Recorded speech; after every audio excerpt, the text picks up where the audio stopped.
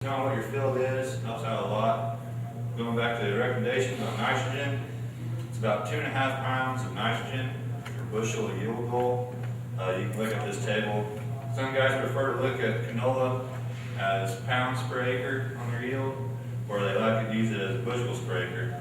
Canola is 50 pounds per bushel, wheat's 60, so it's a little different there. But often, if you're looking to try to figure out what your yield goal should be, it usually is at least what your wheat can do. Often guys that's grown canola a few years are growing more bushels per acre on their canola than their wheat. So that, just use that as kind of a general rule of thumb. Wheat is about 2 pounds of nitrogen per bushel, so it's a little bit more than wheat. We still recommend split applying it. Don't put all of it down pre-plant, no more than 2/3. Rule of thumb is the later you plant into the planting window, the more pre-plant you would like to have. You don't want to put a lot down and plant on the early side, because you'll end up with a very robust plant going into winter. We had a bunch of fields this year with the mild fall we had that got up knee high before the first hard freeze. So obviously you're using water and nutrients that you don't need to be wasting, especially this year we didn't need to waste any water. So getting the plant big enough to survive the winter is what you're after. So put down just enough to get it going. As far as type or source pre-plant, doesn't really matter, more personal preference. Got guys using anhydrous, UAN, about everything under the sun. Anhydrous depends on your soil moisture and soil texture, how soon you can plant. It's about like wheat, maybe a week or two before you plant, you put your anhydrous down. This year, as dry as it was, the guys that put down more pre-plant benefited than putting down more top dress, just because we haven't had the moisture this spring to incorporate that fertilizer into the root zone. So this year it would have benefited to put more towards the 2/3 down pre-plant. As far as top dress, a lot of guys use UAN or liquid fertilizer. Try to put it out before it starts to green up, because it will burn some leaves. As long as the plant's got at least 6 to 8 leaves, it doesn't matter if you burn the leaves, it won't kill it. It's more aesthetic problems than actual problems. So try to get it up before it green up. Just get that fertilizer there, so when it does start to grow, it has all what it needs. It'll develop quickly and get into bolting and flowering a lot more even if you get it out earlier. Some guys even start putting it out in January. It starts to bolt mid-May or mid-March, I'm sorry. And so try to get it out in January, February. Some guys put it out in December. Just sometime in the dormant period is best.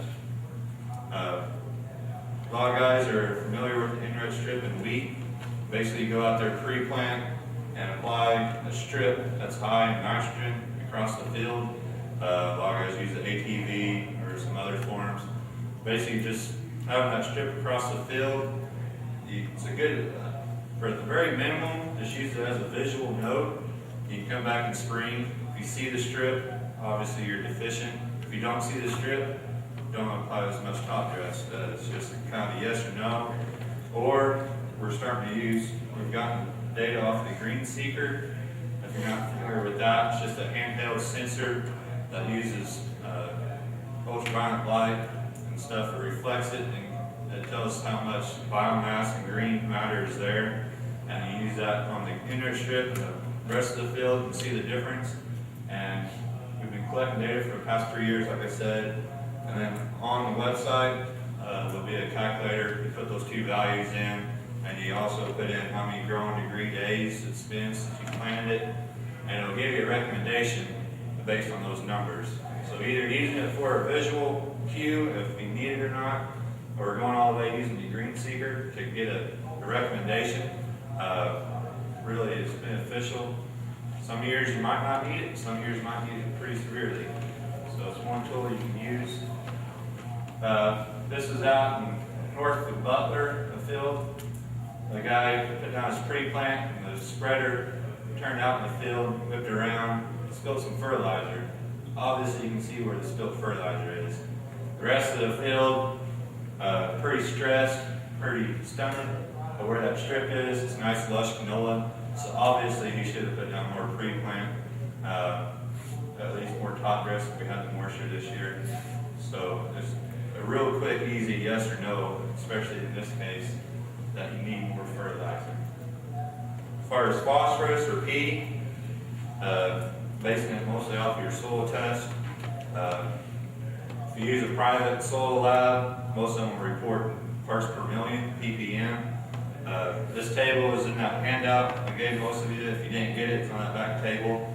Basically, you use the parts per million or the index, is what OSU uses, and you just use a percent sufficiency. Basically, if you got more than 32 parts per million, or the index comes back to 65 or higher, you don't need to add anything. So it's about the same for potassium. Like I said, that chart's on the handout on the back table. Basically based on your soil test, just like phosphorus. Private labs use parts per million, OSU uses the index value.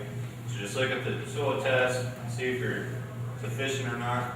Most oftentimes that's just fine. Going on to sulfur. Canola is an oilseed crop. It needs sulfur to create the oils in the oilseed and the proteins. So it does require a little bit more sulfur than wheat would. Our general recommendation is that you're going to need a pound of sulfur for every 10 pounds of nitrogen. So whatever you have, what your yield goal is going to determine how much sulfur you need. So example, you shoot for 40 bushel yield goal, that means you're going to need 10 pounds of sulfur. And then you just take 10 pounds, whatever you have in your soil, subtract it, and then how much you need to add. A lot of guys are just automatically adding it to their fertilizer and top dress or pre-plant. Really don't get into a toxicity issue. A lot of guys are putting 10, 15, 20 pounds in just with their regime as is. But soil test is pretty beneficial if you really need it or not. Oftentimes it's kind of splotchy in fields if it's deficient or not, so it's kind of hard to pick up. It's a soil test. Some soil labs might not take care of their samples as they should, in which they heat them, which will destroy the sulfur and release it, and then the soil test won't come back as accurate as it should. Some guys automatically put it in, or if they don't think they can pick it up with their soil test, automatically put it in their fertilizer regime. But if the soil test sulfate is in parts per million instead of pounds per acre, OSU or Oklahoma soil slab uses pounds per acre, but the other private industry soil labs use parts per million. It's pretty easy to convert to pounds per acre for that 0 to 6 inch. If you go up to 12, I think it's 4 times parts per million acres, pounds per acre. So pretty easy conversions. As far as the source of sulfur, some of the cheaper ones are the elemental sources. It takes longer to break down into the SO4 what the plant can use, so you want to put it down pre-plant as early as you can. Other forms, anything with the sulfate in the name is readily available to the plant. So ammonium sulfate or even ammonium thiophosphate are readily available to the plant. So if you're going for a top dress, those two are great sources. The ammonium sulfate is dry and the ammonium thiophosphate is liquid. Deficiency in seedlings, you'll see splotchy chlorosis, that yellowing, and some upcupping of the leaves. You can see how they're dished up a little bit. Pretty telltale signs. Farther into the crop season, the plants on the left are healthy plants, and that one plant on the right is deficient. That just won't set the seed pod or the seed production. So it's pretty dramatic if it's lacking or not. Just the visual cue, obviously you can't tell that early on in the season. So this past year, we did 2 trials, one in Perkins and one in Oklahoma, looking at sulfur rates, sulfur sources, and boron. We're repeating those trials this year just to try to look at the different sources and the different rates, see if we get any increases in yield.